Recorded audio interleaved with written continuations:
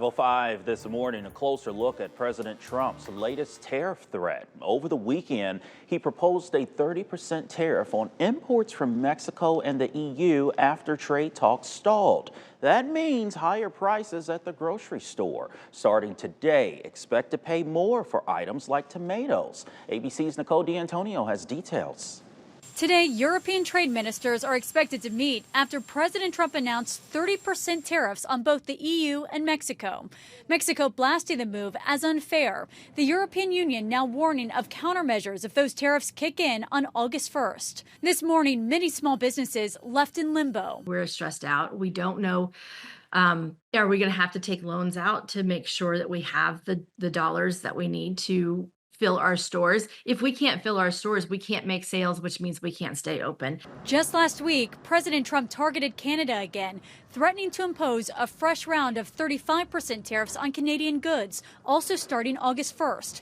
And starting today, a looming tariff on Mexican tomatoes means tomato prices could jump 10% after next week. President Trump has vowed to make 90 deals in 90 days, but instead he's sending official letters to countries threatening additional tariffs. ABC's John Karl pressed top White House economic advisor Kevin Hassett on whether these tariffs are legitimate or a negotiating tactic. Well, these tariffs are real if the president doesn't get a deal that he thinks is good enough. But, conversations are ongoing, and we'll see where the dust settles. However, for business owners who rely on goods from China or European vendors, they warn the cost could climb. Foreign countries do not pay for the cost of tariffs. I pay for it.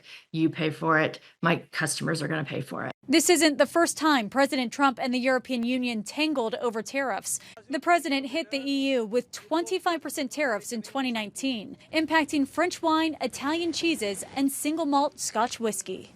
These new tariffs may raise prices on everything from clothing and machinery to alcohol and pharmaceutical products. And many business owners say they have no choice but to pass it on to consumers.